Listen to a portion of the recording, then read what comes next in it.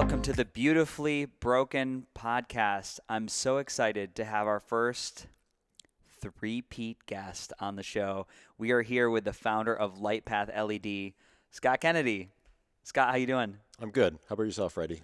I'm really good. I'm so excited. Humble beginnings, right? Do you remember when we first interviewed in a barn in Connecticut? I do. Yeah. Yeah, I think that was my first interview ever. Yeah. I'm sure it went horribly. No, I actually remember this. Scott got off, and we turned off the mic, and you were like, "That was really amazing." You felt really good. Yeah. Yeah. Well, it's when you can have a conversation. Yeah. And as opposed to question 1, question 2, question 3. Of course. It just goes a lot easier. Yeah. I think there's this idea within interviews or podcasting that you have to be prepared or come with some level of expert information. Or Scott, I want you to quote the study from 1972 in which they irradiated the tail of a rat and they saw benefit in its lymph nodes. And that's not what I want. Right. Good. Scott, 1973. I can't remember that one. Nasal cannulas, red light therapy. No. So if we were walking down the street and I said, "Oh, Scott, you work with red light therapy. Like, what does that mean?" Because there'll be people that didn't hear episode number 1 that we did together. I'll put these in the show notes. And the second one we did. What is red light therapy and what does it do for the body? In a nutshell, we're using specific wavelengths of light that we know through 30, 40 years of science has a benefit to our cellular health. I mean, that's a very simple way of putting it, but it makes a lot of sense because people get a little too involved in red light does this, all these different things, and it becomes this, this magic pill which does not exist. Red light really does one thing. It helps the cells, specifically the mitochondria, the powerhouse, produce more ATP energy. From there's a cascade of effects that occur just by our cells being able to have more energy. So that's really it. It's best way to describe it. It's like a nutrient. It's a nutrient that all of our bodies need, and we can do this in a device that you can just have at home, and you can be doing anywhere from 5-7 times a week, 10, 20 minutes a day.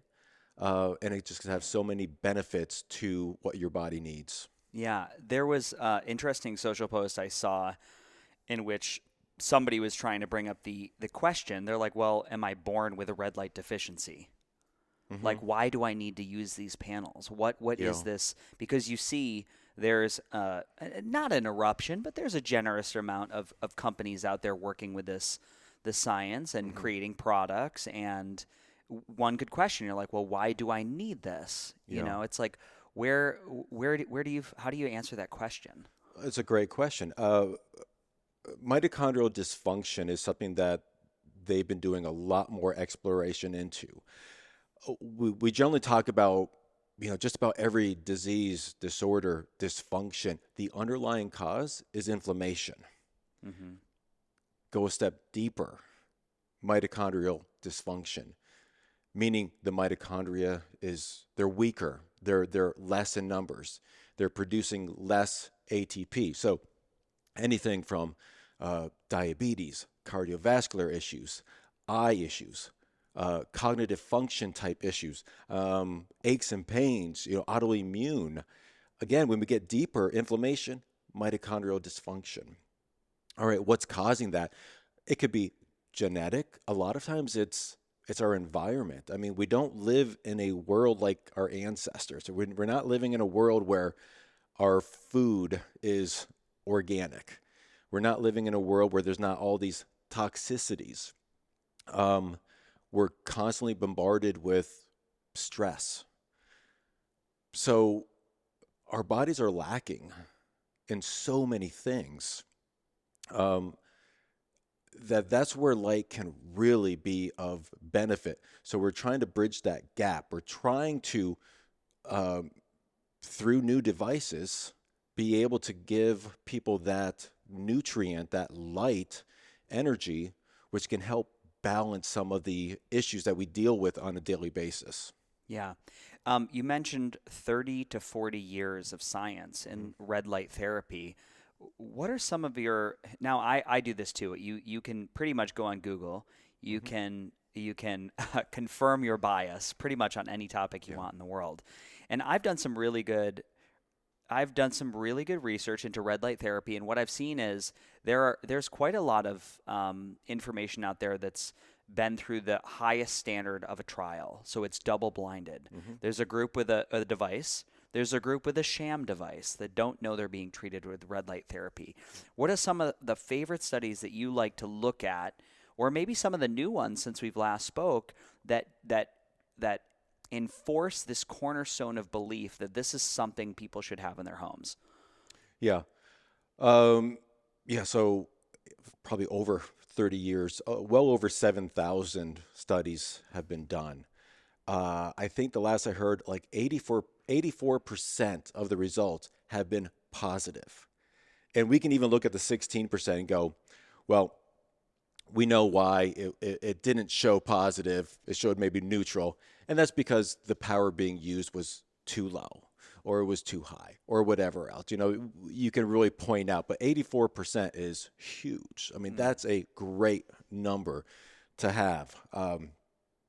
Some recent ones, really a lot of it comes down to cognitive. They're finding out so much more about the brain, and how inflammation in the brain can occur anywhere from people with depression all the way up to people with Alzheimer's, dementia. So again, we go back to underlying issue, inflammation.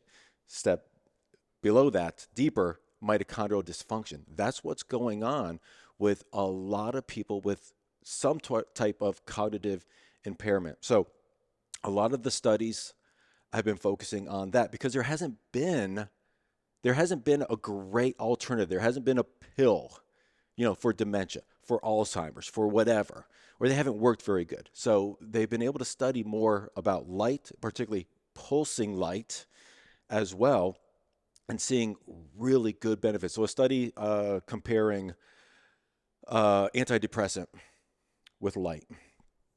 4 months, they saw equivalent results. The group doing just the red light, group doing just the antidepressant. But with a lot of medications, you see it trail off.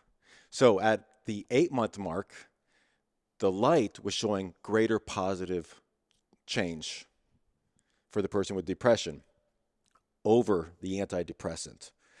That was a big one. Eyesight, that's another big one. So a lot of people, particularly getting up in age, macular degeneration. There's no great thing out there to solve that. So they've been doing more with light, whether it's macular degeneration or just eyesight issues in general. Again, where are most eyesight issues coming from? Inflammation. Step deeper, mitochondrial dysfunction. So great results on improving. The last study I saw was, I think it was a 17 to 20% improvement in contrast, near and far sighted. That's a huge improvement. Another great study was on fertility. So females who could not get pregnant. So they did a study on that. 17%, which you say that seems like a low number. For someone who cannot get pregnant, cannot deliver, that's huge. Yeah. For something that is extremely affordable, it's non-invasive. So there's a lot of studies, and they're coming out and they're getting more studies. They're bigger studies coming out. So I think every year that goes by, it's just going to keep on going up with the studies. And then they're going to start delving into more fine-tuning things like, what are the exact wavelengths that work really good? What's the exact power that we need? The duration? What's the right pulse frequency that we want for certain types of issues? So I think it's just going to keep on improving. Yeah. You said that the idea that a woman trying to get pregnant through this study that you quoted had a 17% greater outcome in having a child.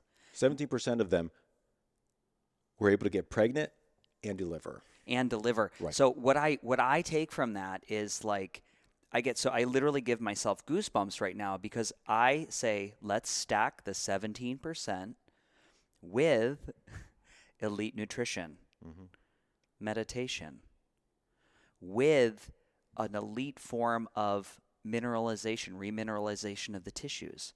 We can start to like push the needle forward using these holistic lifestyle, a redirection of our lifestyle habits, which this is something we have control of. It's something we can choose to do tomorrow. I just get really amped up about it. It's not that I think we can get lost in, I want the 100%. In the body, from my experience, it doesn't work that way.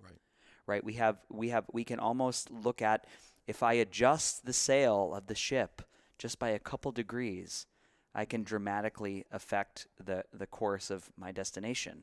If Michael Phelps adjusts his rotation of his stroke by just degrees, it's another gold medal. So this is 17 that's a lot of degrees change. So I get really stoked about that. You mentioned a couple terms that maybe people listening to this for the first time didn't understand: frequency, the pulse rate. Let's talk about that a little bit. The idea of what are, from your understanding, the really let's do the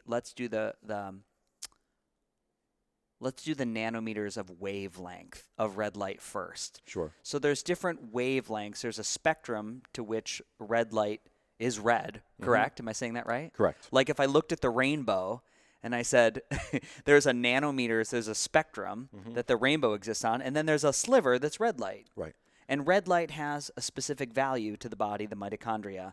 Can you explain that a little bit and why that's important? Yeah. So if we go back kind of like mitochondria, people go, it's the powerhouse of the cell. Yeah. Go back to high school again. Roy G. Biv. We remember the visible light of sunlight. Roy, R, red, orange, yellow, on up. So what they found, now we call this red light therapy. It's a complete misnomer. Red is just one of the wavelengths that we use. We can use near infrared, we can use blue, we can use green, we can use yellow. They all have different aspects to them. The main thing is penetration is different. So we know through the science, red and near infrared are the two wavelengths that penetrate deepest in the body that have a mitochondrial effect. So red, when we talk about red, that's in that 600 to 700 nanometer. Then we have beyond that, we have near infrared. So it's not visible to the human eye, but obviously certain types of animals can see near infrared. If we put on goggles or we have an old cell phone, we can see near infrared. So red penetrates less in the body than near infrared. Red is most absorbed by hemoglobin. So once it hits the blood, the capillary bed underneath the skin, that's about where it stops. But it can create systemic effects throughout the body. Near infrared is less absorbed in hemoglobin, so it's going to be able to pass through. So where red is great for skin issues, it's great for underlying, it's great for superficial lymphatic systems, great for the eyes as well, superficial type things. The near infrared is going to penetrate deeper. So now we're getting into muscle, joints, bone, brain, organ, on deeper type tissues. The combination actually has a synergistic effect. So when they did a study just using red, just using near infrared, combining the two, the combination did better. Yeah. That's why you're going to see most devices that are going to carry both wavelengths. Yeah.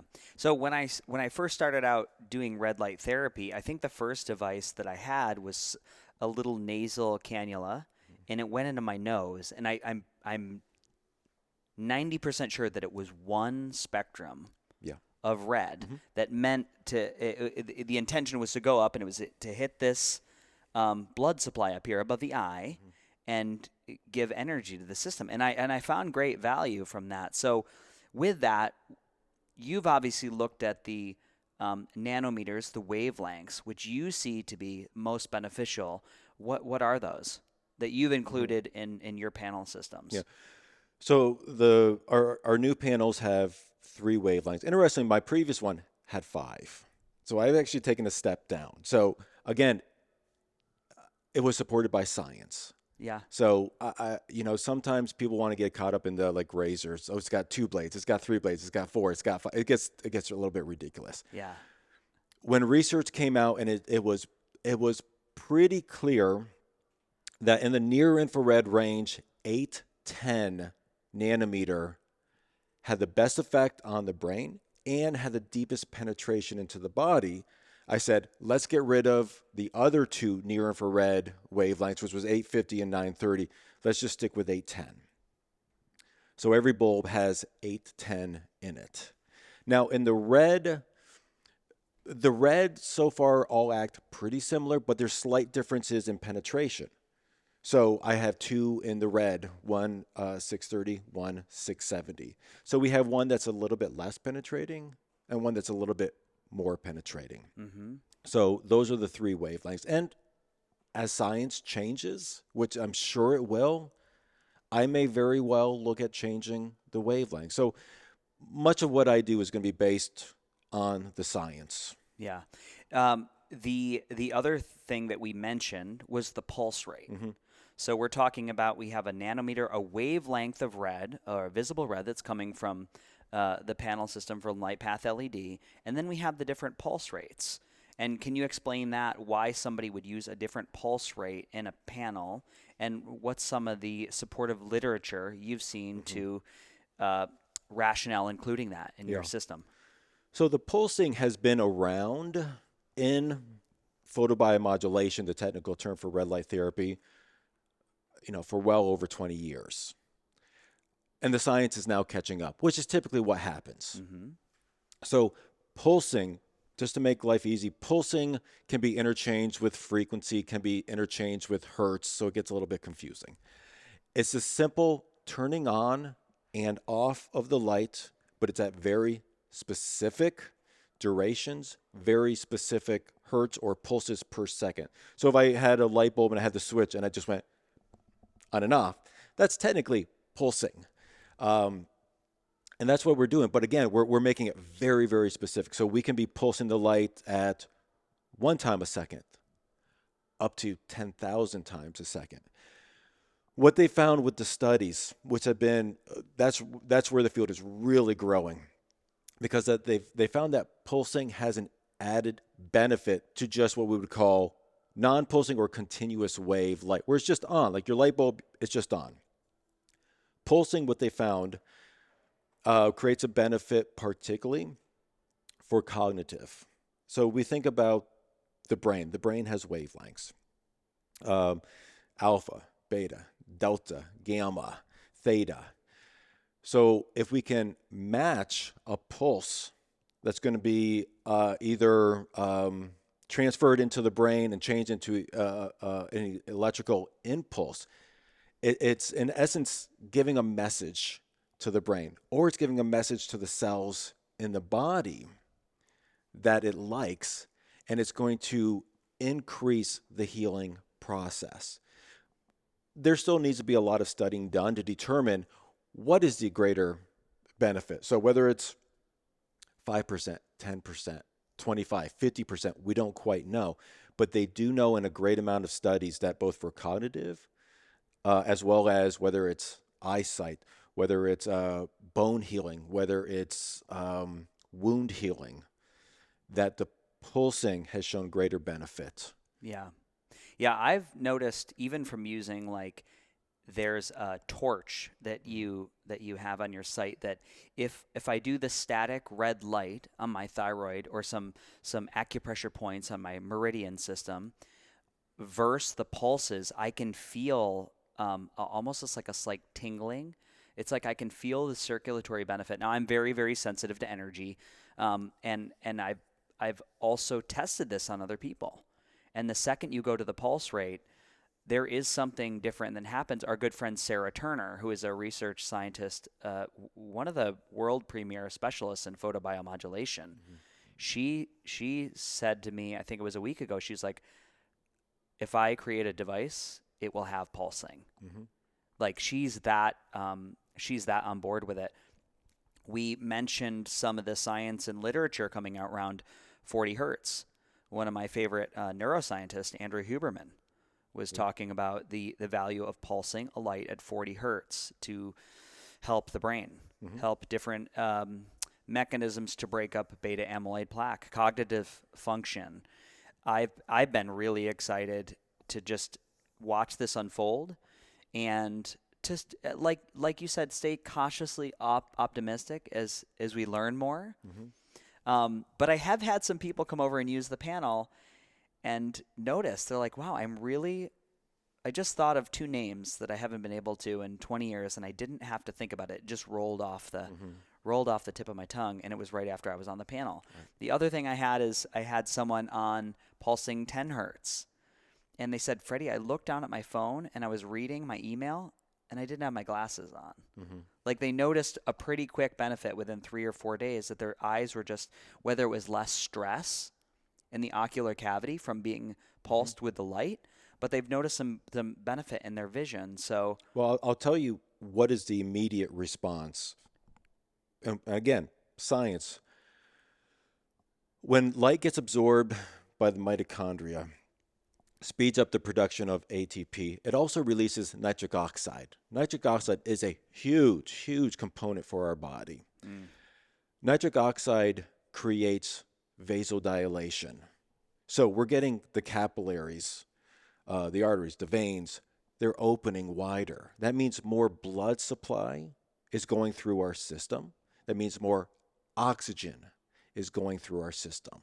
So if you had any part of your body that is not getting the correct amount of oxygen needed, and we can all of a sudden flush that area with oxygen, you're going to have some pretty immediate results. There's a reason why a lot of professional athletes are using light, and they'll do it, within a couple hours of either their training or their actual event, because that nitric oxide boost, creating that vasodilation, bringing oxygen to the body, not only helps them in studies perform better, and we talk about like the 17%, like that doesn't sound like huge. With a professional athlete, we're talking about 2%. But that 2% is that inch advantage. We're talking about their recovery time being less, meaning they can exert themselves harder. They can work out more frequently because they have less pain, the less inflammation in their body.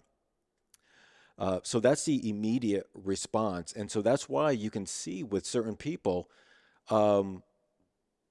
someone that is in pain, maybe someone that's older, they have back issues or they have foot issues, and they love to walk, but they can't walk very far anymore. By simply 1, 2, 3 sessions, they're feeling better. It doesn't mean it's going to cure them. It means it can help them manage, which so much of us, whether we're dealing with neuropathy issues, autoimmune issues, aches and pains, cognitive, what we really want in life is just to be able to wake up in the morning and not have that be the first thing that pops into our head. We just want to be able to manage our day. If we can do that by having something as simple as light without any of the side effects that are caused by so many of the other, medications, whatever out there, I mean, that's life altering for people. Yeah, I think it is too. It's certainly a lifestyle practice that I find accessible.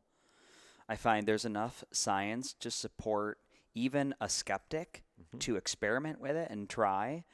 And with that, I just want to talk about we mentioned before, there's so many products on the market, and I choose to very transparently, when people ask me, I was like, guys, no brainer. Go to lightpathled.com, use code beautifully broken, and go get a panel. Like from my experience and just in this wellness space of arena, there's great products out there.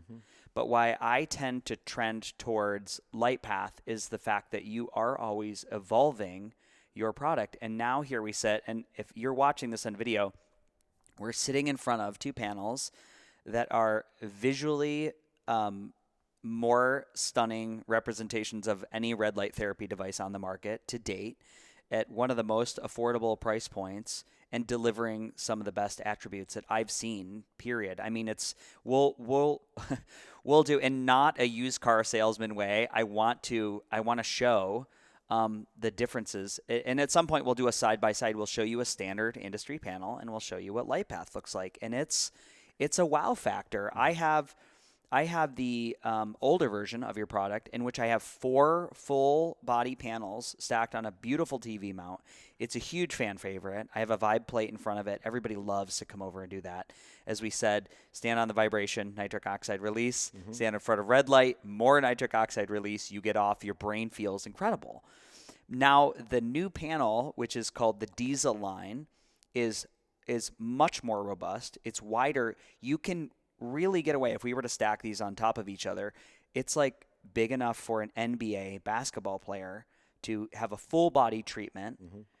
And then you've done some other things too. So let's talk about the Diesel series and what you've done to change the product that you were producing before. Yeah. And it was funny because I remember not too long, last time I was down in the area, we were trying to kind of come up with a name for the new model. And we're like, do we want to call it the 2.0 or the, and a lot of that was kind of cliche. And I if I remember correctly, we probably had a couple beers and somehow Diesel came up and I was like, that's it. Because that was the name that really encapsulates what we've done with this device. So, I'm not an engineer. So all I can do is I can go out and I can say, hey, engineer people, this is what I want. Yeah. This is what I need in mind. And they can either say, yes, we can do that, or no, that's just not possible. So my previous model, I still think was one of the high-end ones out there. But there was things that I needed changed on it that I was asking for that at that time couldn't be done. Or I was getting too much. My engineers hate me because every month I'm saying, let's change this. Let's fix this. Let's add this. Because whether it's science or just being able to easily use something. So one of the things I really wanted was to have double chip, which just means if you look at most panels, one looks red, one looks off, one looks red, one looks off. Yeah, we've all seen videos of people standing in front of the red light panels, and that's one of the questions I got when people would buy. They said, Freddie, my panel's broken.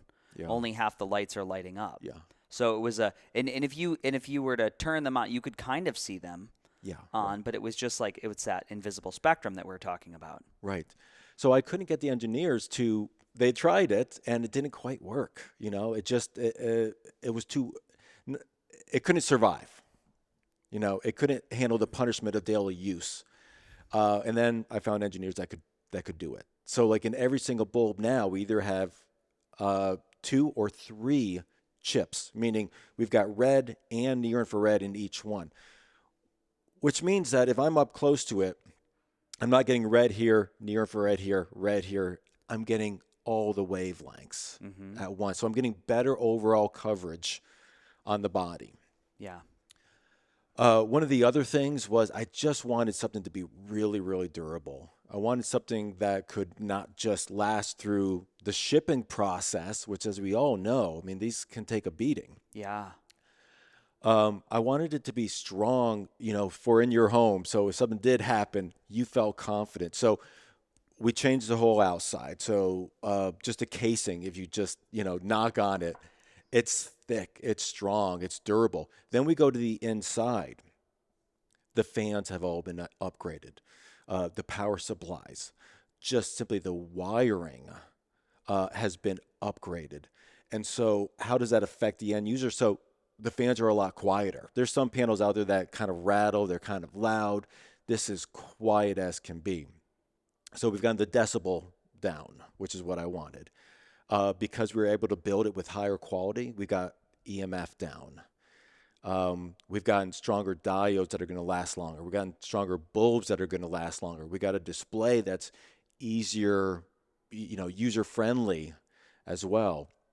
So we've added a lot of things that just give me confidence, that I know what you're ordering is going to be undoubtedly the highest quality on the market. Yeah, great. You said the casing. What is the casing made out of? So this is made out of iron.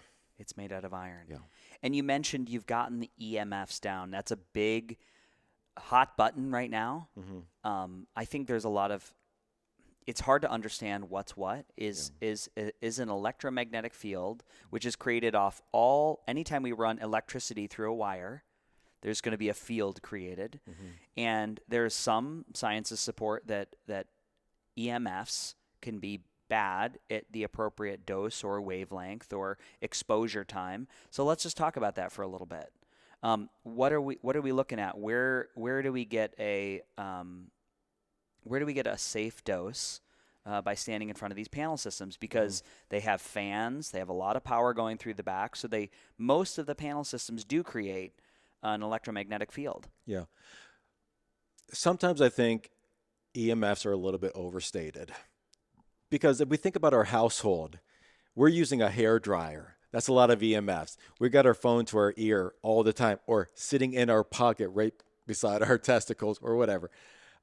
We've got our AC units. We've got our microwaves. We've got our TVs. We've got our vacuums. Huge EMFs with those. But if we're talking about a health device, a device that's supposed to improve your health, that's something that's important that we've got to really take note of. Panels are meant to be at a distance. Mm-hmm. We have it high enough power that it doesn't have to be right on your skin.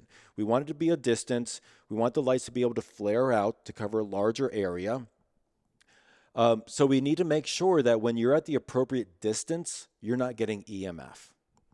About 6 inches, we're at 0. At 3 inches, we're 0. Closer than that, it's very, very slight. Wow. And that's where most of the panels have been able to go. Some of the more quality ones, as opposed to some of the, if you ever see a device with just 2 prongs, stay away from that one. Step back. Yeah. If you see a device that just has kind of a plexiglass cover, stay away. If it's just a plastic, stay away from those. Yeah, I have a question for you. So you have a group on Facebook, Red Light Therapy for Beginners. Am I saying that right? Yes. How many people are in that group? We're at about 12,000. 12,000 people in there. And so you very non-product driven answer new users' questions. I will scan that group, which I'm a member of, and I always get the ping, right? Somebody posts, I found this on Amazon, or I found this in China, or I found this. They're like, what about this one? Right. A very common question. So how do you usually answer that for people?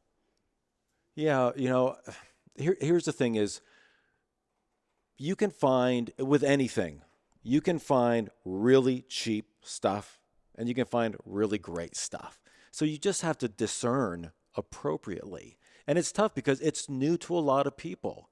So it's not like we know the difference between, I'll just throw this out as an example. We know the difference between a Ford and a Lamborghini. That's pretty obvious. Mm-hmm. But when you're going on a site and you're seeing, hey, I can get this panel for $89, and you say, oh, well, this one is over $1,000, you may instinctively go, well, let's go to the $89 one. Now we're dealing with flicker, we're dealing with EMF, we're dealing with low quality bulbs, we're dealing with low power. And hey, maybe for someone that they're on a really tight budget, get started with something like that. That's fine. Put your toe in, get something that you can get now and get some kind of benefit, and then you can work your way up. But yeah, that's unfortunate because there's a lot of things on the market that either are poor quality or it's being over marketed, meaning they're putting in these bells and whistles that they know will convince someone that this is the way to go because it's got this dimmer switch or it's got all these different modes. And again, once we get right down to it, it's the science. It's the science, it's the safety, it's the durability. But one thing that a lot of people forget is the customer support. And that's where they get lost, because they'll buy a product. It may actually be more expensive than this, or it may be less expensive, and they get it in. And like we've all got stuff that we spent money on that collect dust because we don't know how to use it appropriately. So they get a device in, and then I see them on the Facebook group and they're asking questions like, hey, I'm trying to call up the support. They can't tell me about how do I use it because I've got this kind of an issue. And so, again, that's where people have to be discerning. I mean, we can talk about certain things like how much is this per bulb or per square inch? How much is this going to cost? Like a house, you're looking at what's the cost per square foot? Okay, that gives us a general idea, but where's the location? You know, how much land is there? How easy is it to get to the bus or the train? You know, does it have a garage? All these other variables. So we can talk about how, hey, you could get something less expensive, but it may only be 9 inches wide. So by the time you get it in there, you go, well, this is too small. I've got to get another one. Now you spent more. Or if you get a device in and you don't know how to use it, you just wasted that money. Or you're using it and you're not getting good results because you don't have someone to say, hey, don't just put it out on the foot because you've got neuropathy issues. It may be coming because you're not getting oxygen. So we need to hit the lymph node in the back of the knee. We need to hit the lymph node in the groin area.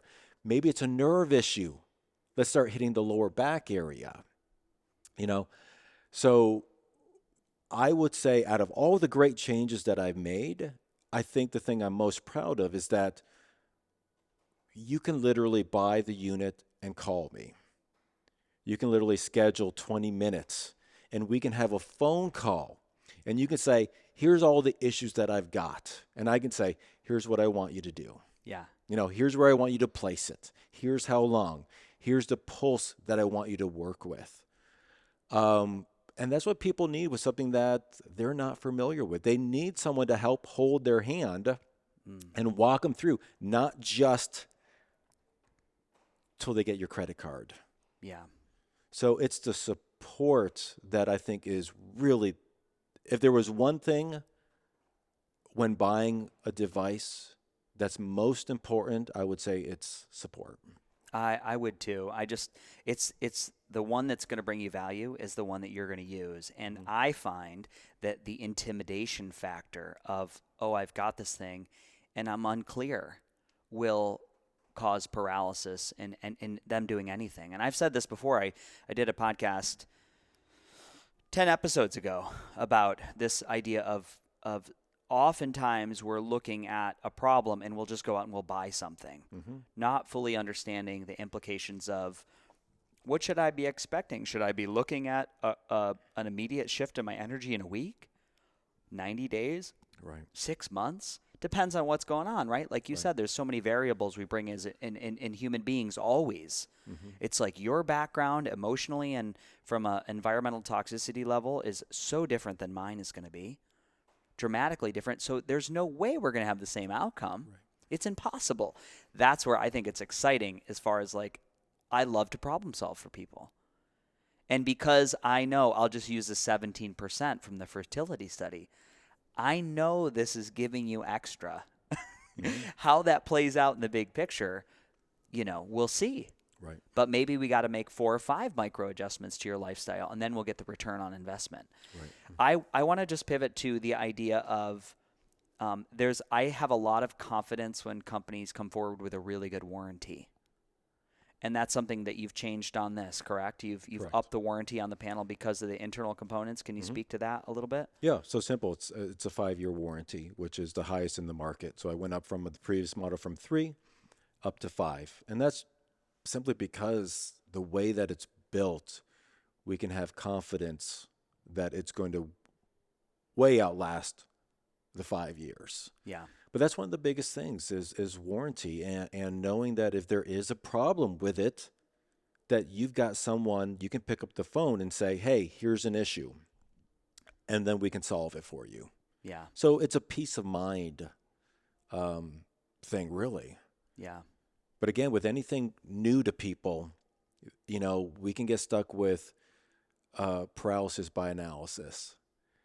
So I try to make it as easy for people to look at our device and go, it checks off this, this, this, this, this, this. That's where we can go. That's beautiful. The other thing I want to speak to or mention, and I not to get on a soapbox, but for me, I've always said red light is it's like the gateway biohacking device. Mm-hmm. You don't have to overthink it. You get panel in home, you get panel in bedroom, you take off your clothes, and you stand in front of it naked every day. Mm-hmm. 10 minutes. Just 10 minutes a day. You will have a shift in your mood. That's the one thing I notice. Like, I really do miss the days when I don't start my morning with it. And it's funny, now in Austin, Texas, it's chilly. Mm-hmm. I have a little side room where I have my lights set up, so I haven't been doing it as much. I'm like, oh, it's like 40 degrees.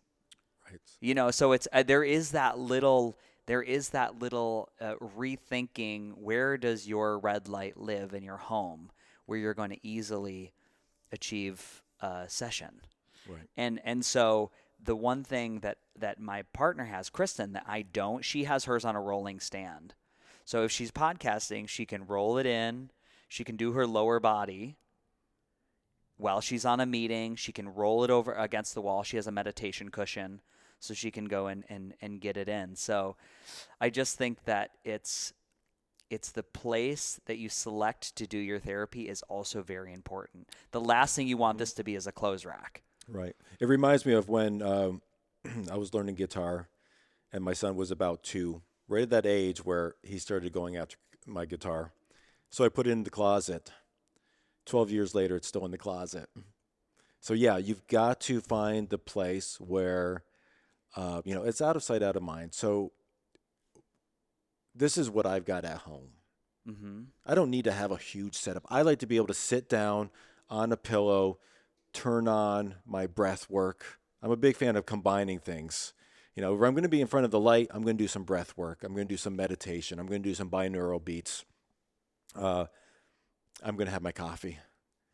For someone that has a smaller tabletop unit, have it on your bedstand. If it helps you sleep at night, have it there.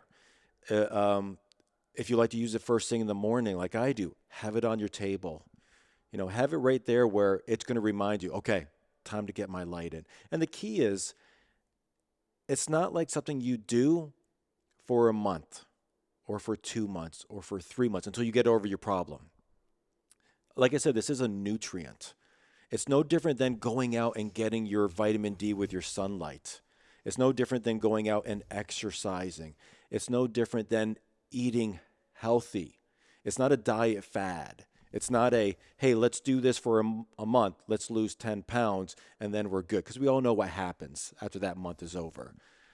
This is important to make as a life change. So every day, you're waking up in the morning and this is your go-to. This is what's giving you the energy in the morning. This is what's taking away that grogginess. This is what's taking away that brain fog for the day. This is what's taking away some of those aches and pains that come along with certain autoimmune type issues. Yeah. So this should be your daily go-to, and it should be something that you're ready to bring into your life as a permanent change. Yeah. More and more, I just want to comment on one more thing. I have so many people reaching out because they see the stuff I post on Instagram. We had a Friday night frequency night last night. Had about 15 people over, and people are on the red panels and the vibe plate. They're in the sauna. They're doing amp coil. We're doing Brown's gas. We're and then we're just, this is a backdrop to the social setting. So I often have emerging business owners or entrepreneurs saying, hey, I want to bring this into my center. And the first thing I always say, it's, from my experience, whatever gets the full body. And so we'll definitely do a video of this, but the Diesel XL, and next to you is the Shorty, correct, has an H bracket, and we can stack these and that is big enough to treat Shaquille O'Neal. Close. It's about 7 feet tall. Yeah. So it's going to get pretty darn close. Yeah. And it's like we said, this is wide enough so we can get away with 2 panels, not the 4 typically seen in a biohacking center. Right. It's on a rolling stand, so you can move it around. But it's like where we set it up. And I think the only thing I think about is like, I like when people have a treatment area. It's either a red light room because it's going to fill the whole space with red light. People don't think about that. They're like, I have it on the wall and everybody else is blinding when they walk in because this thing is really bright. And so it's a red light room, or it's a pull curtain. And the other thing I'll just throw out there as an idea, you had these beautiful teepees that you bought on Amazon when we did an event in Austin, Texas. We did the How Do You Health Festival, and you had put, I think you had I had the shorty. You had the shorty in the teepee Right. in front of a meditation cushion, and I thought that was just such a cool way. It gave this great vibe, you know, like I'm going into a Burning Man tent now, and I'm going to do a little red light. It was so neat. So I'd love to just hear your thoughts. If you were going to open and you had a red light therapy clinic in New Jersey for a long time, and you had the beds, which are very, very expensive, $50,000 to $150,000, which I just want to throw out there. We did test heart rate variability, predominant brainwave states. The panels tested stronger than the $100,000 bed. Because we did pulsing. Right. So we did the pulsing with the panel as opposed to the bed, which was continuous wave. And we were only using a small. That's right. We were just using the tabletop pulsing, and that had better readings on the heart rate variability than the full bed did. Yeah, I'm frugal. I'm frugal, and in the failed attempts that I've had at buying stuff that didn't yield the result that I wanted, I always that is my bias.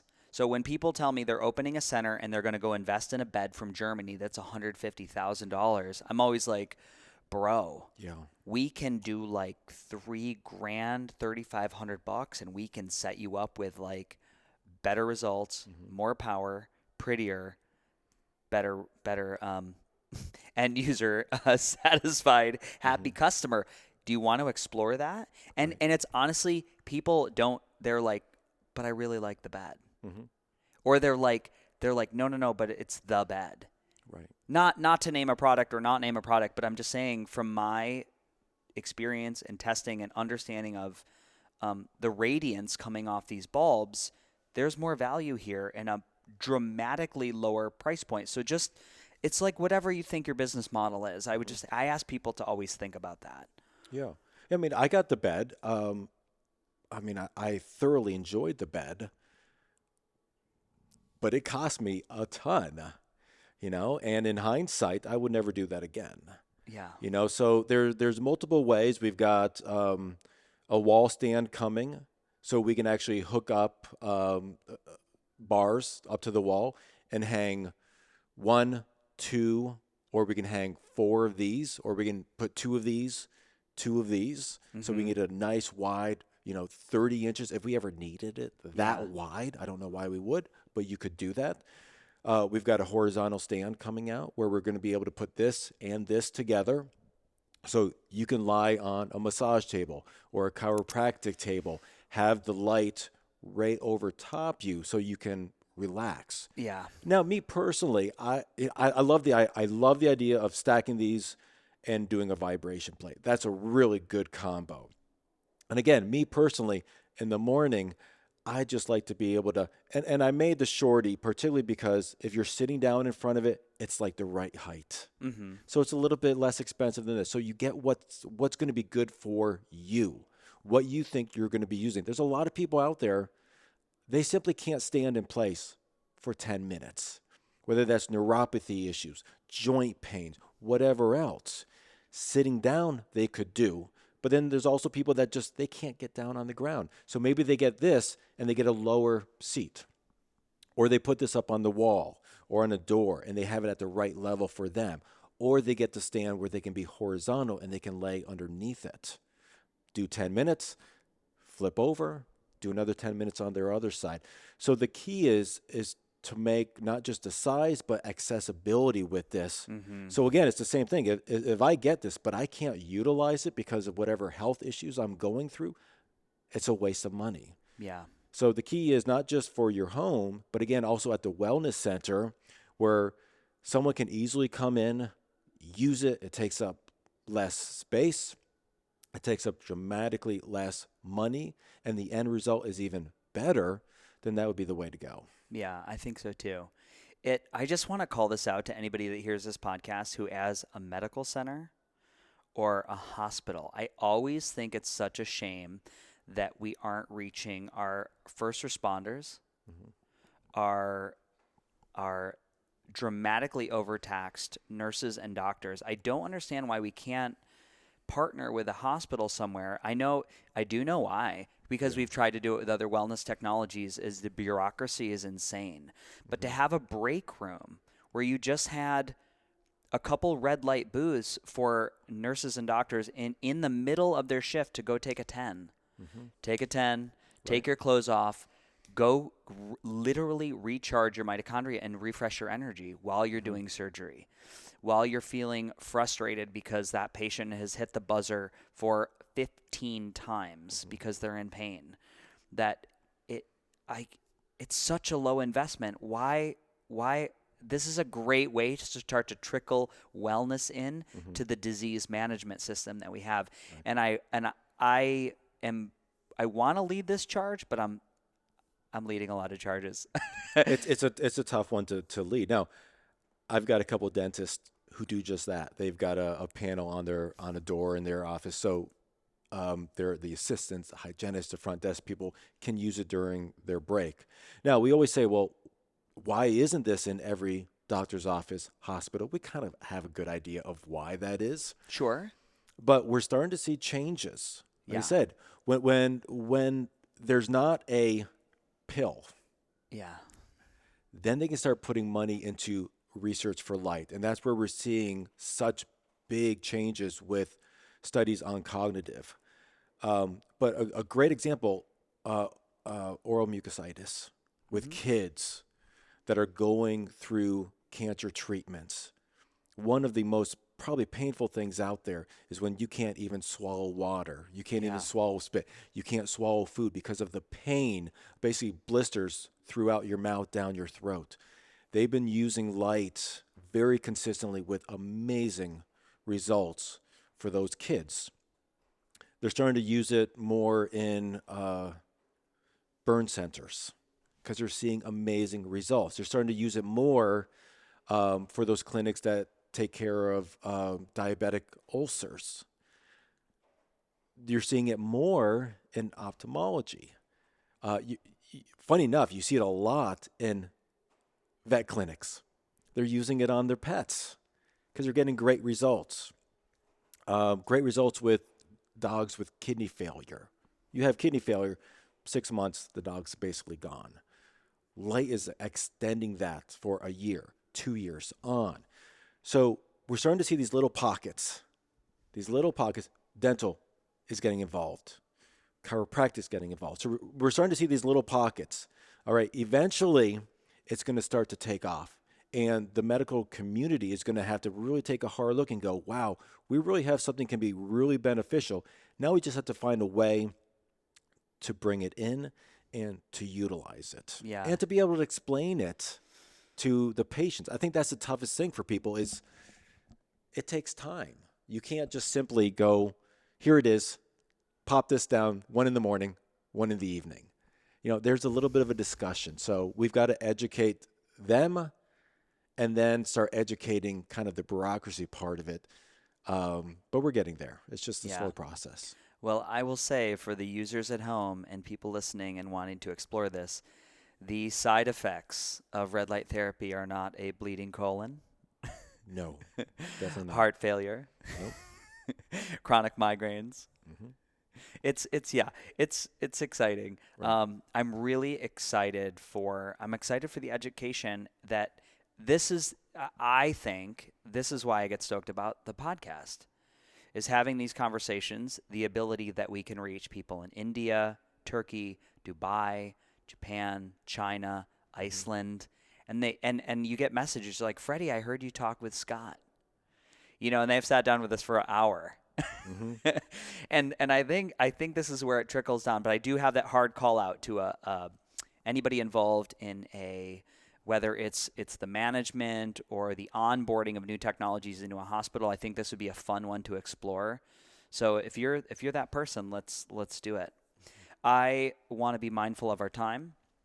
We have other podcasts to get you on in Austin, Texas while you're here. This has been such a treat for me, and I like how each one is like we've evolved a little bit in our ability to capture the content, and it's fun to see this grow over time and Lightpath grow over time. And I'm proud of you, man. My communication skills have slowly improved. Slowly. By the 10th podcast, I'll have it down. Great. Well, my name's Freddie. This is the Beautifully Broken Podcast. This is Scott Kennedy from Lightpath LED. We hope you had fun learning and listening, and please use this information, whether it's to upgrade yourself or a community member or a family member who could use the help. Big love.